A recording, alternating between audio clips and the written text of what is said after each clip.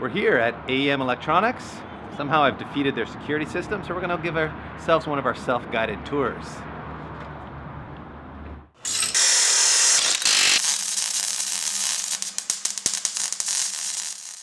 Just in case you've been living under a rock and you don't know who AEM Electronics is, they are a maker of performance electronics, so engine management systems, data loggers, gauges, all kinds of cool electronic stuff. They won a few trophies too. Upstairs is where all the nerds do their, computer programming stuff. We're gonna go take a quick tour up there, and then we'll go head out to the shop and show you some of the cool car guy stuff. Here's where the brain power lives back here, the engineers who are typing ones and zeros on their computers, making all the electronics work. You've got your sales, customer service, technical support over here. And in the boardroom over here, we've got a very large man sitting in front of a laptop. He's gonna show us their new digital dash display. That is Lawson. He's the director of marketing here at AEM Performance, and he's got a little display for us. So let's go sit over here, talk to the large man, and see what's going on. I don't know if you guys heard, we made a digital dash. No kidding. We did. We like digital dashes, Lawson. Well, you're going to love this one then. Oh, by the way, did you guys say hi to Steph and Tanner? Yeah. We actually saw them a couple days ago. One of the guys, the man on the left. So. The guy in the Corona hat there. Is that a Corona hat? What is it? No, Oh, it's a Compton hat. Compton, straight out of man. Compton. Yeah. I like it. Very AEM was classic. actually, that's where we opened our doors. That's right, yeah. Started out in Compton. We were in Gardena for a little while, and then Yeah. we moved to this building in 1997. That long Been here ago? ever since, Wow. Yeah, this is our 30th year in business. 30th year. Goes fast. That's older than me, everybody. That's a lie. That's funny. So this is a brand new deal for you guys. This is your first foray into the digital dash display world? Yeah. As you know, we're pretty well versed in gauges. Yeah, of course. This has been a natural progression, though, with the launch of the Infinity ECU. Yeah. The ability to transmit data via CAN. So this is our CD7. It's our CAN dash 7-inch. Okay, yeah. 7 inches. 7-inch diagonal. 800 by 480 Okay. screen. Ultra bright. Yeah. So many of the guys here, practically everybody races or Yeah. supports somebody who does, and Yeah. Sure. in a track at the track. He supports my addiction. That's Yeah, true. I do. I try to support all you guys. You do a good job of it. He's the dealer of the good stuff to keep you coming back. Right. So we looked at some of the things we looked at were some of the frustrations that we had with other digital displays that we used when we didn't have our own. Sure. One of which was they could be difficult to see. Right. So that was priority number one. Okay. We wanted to make like in direct sunlight situations? In direct sunlight, yeah. And you hit certain situations where it's sun's high in the air and you're coming through and the sun's behind you and you're trying to see what's going on and you just can't see. Yeah, I so can we see that being an eliminated that. This is truly a daylight readable display. Okay. Very, very bright. And then from there we said, okay, what do you really need? So we have 4 main programmable pages. Okay. You can program a startup page. You'll probably see a couple of creative ones around Yeah, there we've when seen we're walking. Tony at UMS's already. That was a good one. There you go. Yeah, don't suck, Tony, don't suck. Exactly. We didn't load it up with a bunch of LEDs. We give you a couple of LEDs as an indicator, but really we did that to drive you down to a warning area. Okay. This is a text warning area, so there's no there's no code that you have to decipher when you're trying to race. Mm-hmm. You set your alarm parameters and you can categorize them, scroll them. Keep in mind, we are in Hawthorne. They're coming here, for you, so Pete. Yeah, exactly. The ex-girlfriends Pete, what'd found you out you're do, in town. Oh man, it's that work visa that I didn't renew. The paternity tests are being brought in. So these little light LEDs on the side, are those meant to function as warning lights? They can function however you want. You Okay. can use it as a check engine light. You can use it as really however you want. My favorite feature is the price. Oh yeah? The price is not bad. That was another major priority for us. Is we wanted to make a really high quality dash that was in the realm of digital displays very affordable. Yeah. So a lot of people would have access. So what does it retail for? $12.99. Okay. Wow, that is affordable. There's so much that it does. We have pre-made templates in here, but it is truly fully customizable. I'm not going to get into it because we'll chew up this whole video talking about the dash. We have a fantastic video of our own. Okay. If you want to learn all about it, it's on our YouTube channel. We'll AEM put a link Power in TV. over at Lawson's head. There'll be a link here, everybody. You know what? Let's go look at some cool stuff. We got some great R&D projects down in the garage. Great, I'd love to show you guys. We'll go check that out. Yeah, let's look at cars, everybody. Much more fun. We're back here in AEM's R&D area. Lots of cool cars to see over here. But first we want to come over here and check out this. I don't even know what it is, to be honest. I just know it's got some giant stop picks on the back. Let's have a peek. So it turns out this thing's a Studebaker. I didn't even know what a Studebaker was, but this is John, the founder of AEM, and he's going to tell us a little bit more about this crazy power tour car you're building. Yeah, I hope so. I hope to get on a power tour in the next year or two. It was supposed to be ready in 2012. Yeah. You might be lagging a little bit on it. Lagging a lot, unfortunately. You know what building an empire here. I got into feature creep. Okay. It happens. It does happen. Yeah, it's the story of our lives. We can relate. I'm a creep. The car's a creep. What the hell, you know? And it's a serious power plant under there. This is a LS7 motor. LS7. It's got a cam in it right now. I have a new engine that I'll be putting together with RHS block and mastheads. Because you need more power. Doesn't everyone? Yeah. Come on. It's God only never making invented too much 700 horsepower now. and too much money. Yeah, exactly. Currently, though, it's twin turbo 700-ish, you were saying? Made 770 at the wheels. Yeah. And is that on pump gas or is that on the methanol? Both. So it's always dual fuel. So it's always done dual. Yeah, Okay. it's always had dual fuel. So when it's on boost, it's on pure methanol. Okay. When it's on just driving down the highway, it's gasoline. And then there's a transition time of about 20 kPa that we have. So it's on both fuels. Talking about electronic stuff. You know, Does so- that mean there's some kind of a powerful ECU in here, John? Is that what you're telling me? Yeah, it would have about the most powerful ECU we make. Yeah. Somehow I got a good deal on an You Infinity knew somebody to- 712. I know somebody that could hook me up, so I had the Infinity on it. Car is kind of meant to be a demonstration of what we do. Yeah, too. of course. So That makes obviously sense. I have a lot of AEM Sure. stuff on it.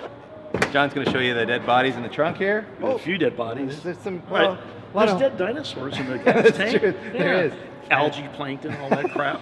Yeah. 2 tanks, as you were saying. It's a dual fuel setup. It is, yeah. So that's methanol, that's gasoline, Yeah. that's a dry sump oil tank. Okay. So when I'm driving down the highway normally, Yeah. it's just gasoline. So I could drive to Vegas and back, Cruise no problem. along. Yeah, it could actually get 19 miles to a gallon. Do you really? So I consult for K&N. Yeah. I take it there on Tuesday mornings a lot of times. Okay.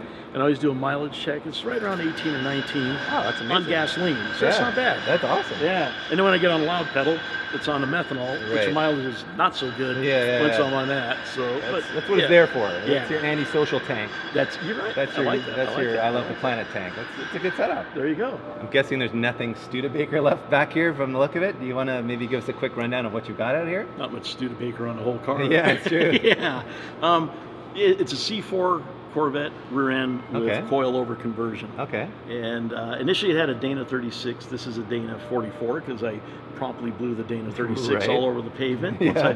Once I put sticky tires on it, it didn't like that Yeah, at all. And then some of the problems is the attach points for the lower control arms on stock Corvette is really high. Yeah. So you get a big camber change as it goes. So Right. my buddy Brian Kono fabricated all this to lower Yep. the shock points, or the mount points to get so our camber change is almost nothing Nice. on this. So I've been fighting suspension, to be honest. I'm trying to make it so it handles well for a Studebaker. Yeah. But when you drive it down the road, I don't want it like, you remember the old Hondas that would just buck and knock your Yeah, teeth out? yeah. You see these kids go down Yeah. like that, right? Yeah. I don't want that. No, of course I'm not. too old, too fat, You're too smart lazy. for that. Yeah, Let's be yeah. honest. So I'm trying to work that out. Yeah. That's my current dilemma. So And you might notice, Pete, that there's a lot of fuel going to the forward to that motor. yeah, She's it's fuel and oil. Fuel and oil. That's true. Of course. Yeah. you So got your this side's fuel. Yeah. This side is oil and that's it. An event. An event. Okay. Yeah, that's it. Yeah, so I have the methanol feed, the gasoline feed, the gasoline return. What I did is, if you look here, I got our fuel filter Oh yeah. and the regulator. Oh yeah. So everything's mounted in the back. Yeah. So I don't have a regulator up front. So the fuel for the gasoline's not always being heated up by running through the rail. Gotcha. It's a near tank return system. So I just do everything back here. Great idea. Yeah, it worked out really, and it's convenient and makes it a lot Yeah, easier yeah. to deal with. Yeah. Very Yeah. cool car. Well, I don't know about you, Pete, but I'm coming back in 2028 when the car is ready to run. We're going on the power tour. John will be retired. I'll be Retired. in my dead golden at years. 2028. What do you say we go take a look at some of this European stuff back there? It's my kind of car right here. It looks like a bit of a track horror. Both our kind of cars. This is Hunter, and he is the guy that you call when you've failed to wire in your Infinity correctly? Yes, Any other or AEM related products? any sort of gauge, water meth, the whole Infinity line. So what's your most common call? So every day, first thing, 8 a.m., customer calls in, I'm having problems with my Uego. And I say, well, do you have power and ground connected? And they're like, oh, well, I forgot that. Red is what and black is what? Red for power, black for ground. That's right. Step one. That's right. Black is always ground, everybody. So this is obviously an E36. Is it an M3 chassis? It's a 325 chassis. Okay. With the full E36 M3 subframe. Rear differential was re-geared for the T56 transmission. And T56 LS. transmission. Does that mean there's something different in the... There's a LS drivetrain swap out of a F-body Camaro. Oh, wow. Yep, currently being run off the Infinity engine management software and the AEM 24X plug-and-play harness. Okay. So that's wired directly into the car, and just playing around with the CD7 dash a little bit as well. Oh, wow, you got it all in there. The perks of the job, I guess, huh? And we were also admiring your Porsche calipers. That's an interesting conversion. Yes, I have the 996 turbo calipers with E46 CSL rotors. Yeah. So there's plenty of stopping power, and it's all behind some Volk 90s wheels, so keep with the times. Yeah, I love it. We're going to show you guys how to do a similar, but not quite the same brake upgrade on our buddy Moose's E36, so stay tuned for that one. The roll cage in here would imply you go to the track. Yes. Is it a track day car, autocross car, lapping track day day car? Just doing HPDs right now, probably eventually going to go into a time trial build, but that's going to be as my driving progresses. Very cool. That's what legit Volks look like on a Laguna Seca Blue E46 M3 that belongs to our man Bo here, who's in technical sales at AEM. Whenever we're at the track and we can't get something figured out on our Infinity, we're like, Bo, retune us, fix us up. He helps us. And he goes back to building this, which looks like you've done a lot of work on. A little bit, yeah. Got a few more things planned, but it's coming together pretty nicely. It's a track car, given the racing buckets? Yep, I'd say so. I just need to get the rear roll bar installed and get the harnesses in and all that. And the motor you were telling me is a built motor because you had it modified itself by accident. And slight you fix it up. rod bearing clearance issue. Yes. That is pretty common on these engines, unfortunately. So. And like a real car guy, when it's broken, you put better stuff back in. So what did you put in there? It's got JE pistons in it, the asymmetrical skirts, and then the Carrillo rods. And it has the car bolts, which is probably a little overkill. I think it's like the 1,000 or 1,200 horsepower rod, but it's still NA, so pretty sure they're not under a whole lot of stress right now. Yeah, you'll be okay. Yeah, I've toyed with the idea of turboing it, but it's such a fun engine NA that I kind of have a hard time doing that. Because you don't really need more power. I mean, no, you always want more power, but you don't need more power. But it's fun to think about. It still revs out to 8K. Yeah, 82, 8300, something like that. Nice. And in the center console, I noticed you've got a little AEM gadget. What is that? Yep, so that's the VDM. It's a vehicle dynamics module. It needs to be placed in the middle of the car. Oh, okay. And that measures acceleration forces in all three axes. Yeah. It also measures yaw forces, so like pitch, roll, dive, and also rotation of the car. In-car data acquisition. Yeah, it's really cool to look at on the track, and you actually see a lot about what's going on with the suspension, especially if you know the track, if you know a certain corner is pretty flat, and you see the car doing this a little bit in the data, you can see the the roll of the car and kind of get an idea of what the car is doing. You're getting that off the yaw sensors as opposed to like a shock pot. Yeah, I mean the best way to do is shock pots. Right. The difference with that is the shock pot and the yaw, you can tell the difference between a rough track versus just the car suspension doing that. Yeah, I got you. You can sort of infer some of that. Sure, no, it's fun to look at. Data is always handy to have. Yeah, everybody likes squiggly lines. Yeah, right? yeah, exactly. It's the things that get me hot at night. And so, any other AEM goodies in here? Yeah, it's got the Infinity ECU. It's got all of our sensors on it. It's running a full alpha N with baro compensation. So the throttle response is pretty insane with that setup. What did it make on the dyno? We have the Heartbreaker. I know everybody says Heartbreaker dyno. Yeah, everyone's got a Heartbreaker dyno. It makes right around 300 on our dyno, whereas the stock one would make about 255 on ours. Oh, wow. So it's a healthy bump then. Yeah, it's about as much as you can get out of an NA, really. I have just about all the NA goodies except for cams, and I'd love to do that, but it's very expensive. By the time you actually install them, it's very expensive. Tuned on pump gas? Yep, I have tuned on E85 as well, although that gives you maybe 15 horsepower at the most. If I had really high compression, it helped more. Yeah, I'll take 15 horsepower. Yeah, on these engines, people will pay a lot of money for 15 horsepower. Yes, it's true. Serious. Yeah. Bo may have bankrupted himself with this build. He's got another project car at home that's just being neglected. So yeah, it's ceased to continue the build when this car came to my no longer a part of your life. Yeah. Well, let's have a look at something completely different now. This beat up shop truck. What is this thing, Pete? I think it's a C10 Chevy, All right. something like that. All right, let's have a look. This is John from CarCraft Magazine. This is his truck. I don't know anything about old trucks, Pete. Give me the You know camera. what? Give me the camera. Come on, get in there. The internet Here's wants the to see thing, you, I don't Peter. know much about trucks anyways, but I do know John. We used to work together, and I am a fan of big block Chevys, and I assume that's what this is? It is a big block Chevy, yeah. So what is this exactly? Okay, it's a 540 from Blueprint Engines, crate engine, which is basically a A standard big deck. motor, Yeah. motor, people. Yeah, basically a standard deck big block, but obviously overboard, big stroke crank. And it makes how much for power? We ran it at West on the engine dyno, made 716 horsepower with the Infinity EFI on it, and then here, after we got it into the truck and ran it on the chassis dyno here, it made 587 at the wheels. Wow, holy smokes. And there's a really cool radium setup in the rear with the fuel system, which we'll show you. But before we get back there, I'm gonna bring Lawson in because he can tell us more about this whole EFI unit. Obviously, like I said, this looks carbureted, but it isn't. So Lawson, tell us, how does that happen? Well, magic. No. Actually, you know, John and I started talking about EFI a few years ago, really, and at the beginning of last year, he said, you know, I've got this engine and we've dynoed it and I really want to put it into my C10 project, but I'm getting more interest in EFI. And I said, well, we've got the perfect conversion for you. So we've developed a core universal harness.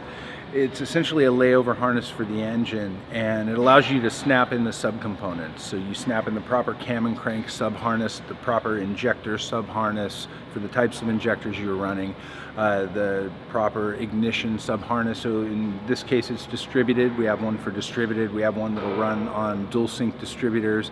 We have one for Fords that run LS coils, for obviously Chevys that are running LS, and even our own smart coils. And at the end of the day, what it allows you to do is design a custom harness for your engine, really just snapping together all the subcomponents very, very simply, and it takes a lot of the pain out of the wiring experience. So that's what we're able to do with Truck Norris here, and Which is the coolest name ever It's- for a truck, is it not? Yeah. Truck Norris, I love without it. a doubt. It works. Yeah. So what you see there is, like I said, some really cool radium stuff. I'm not used to seeing it on a old pickup truck, but tell me a little bit about this whole setup and why it was used. Okay, it's a popular conversion to put a gas tank in the back of the seat tent under the bed. Originally, the gas tank is behind the driver's seat in the cab with you. Plus, it's only about 15 gallons. So it doesn't, you know, I needed something for the big block. Right. And I actually wasn't aware of radium before working with this project. Lawson recommended them, but they've got this really cool setup that is a drop-in to this universal opening in any fuel cell.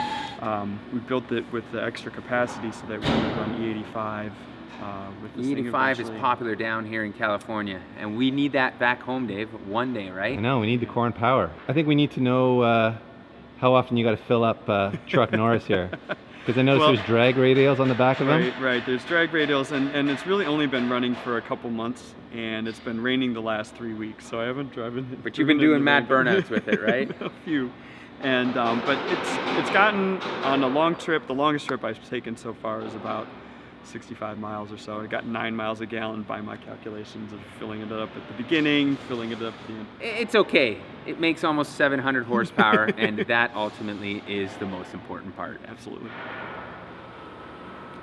The last car on this tour here is a 1976 Porsche 911, a personal favorite of mine, and the owner is Jason. He's an engineer here. I am. And as you've seen, there's a lot of work that has been done here. Obviously, there's an Infinity EMS on it. Yeah, Infinity 506.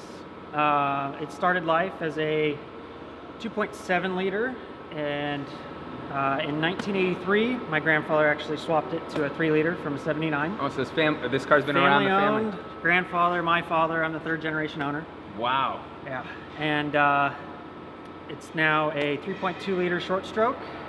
It's got JE 98 millimeter pistons, ARP rod bolts, 964 camshafts. All the good stuff underneath. All the good stuff, yeah. It's all kind of hidden away, but Yeah, I saw it's got a Carrera intake on it. it does. And the whole fuel injection conversion, obviously. Yes. Yep. And the distributor-less setup, you got to tell me more about that because I'm very curious. So it has, utilizing one of our EPMs for cam and crank signal. There's actually a company here in Long Beach that makes an adapter for those. It's Very called cool. Resant Products. Right, I had to go with a trigger off the front side there. Yeah, and I'm using Toyota Sienna coil packs. They actually Very fit cool. quite well. Yeah. JC and I made those fuel rails. It's got a TurboCraft TPS sensor. You're very familiar with TurboCraft. Yes, I am. But yeah, And how's it drive? That's the most important part, I think. Everybody wants to know. Miles different from what it was before. It was CIS previously. Didn't drive all that well with the larger displacement. Didn't really have the fueling capacity that it needed. So it really didn't make a whole lot of power. Ran hot. Now I haven't dynoed it yet, but somewhere around 230, 240, maybe. Oh man, so I'm she's got a estimating. scoot. Yeah, it's a 2,300 pound car. Yeah, that's amazing. fun. Well, that about wraps this episode up. What I want you to do is make sure to click the subscribe channel and also check the notification button off because we've been having some of you tell us that you're not being subscribed anymore, and that's something that's happening with YouTube, but make sure to click that and check out our IG and our Facebook for all the latest updates.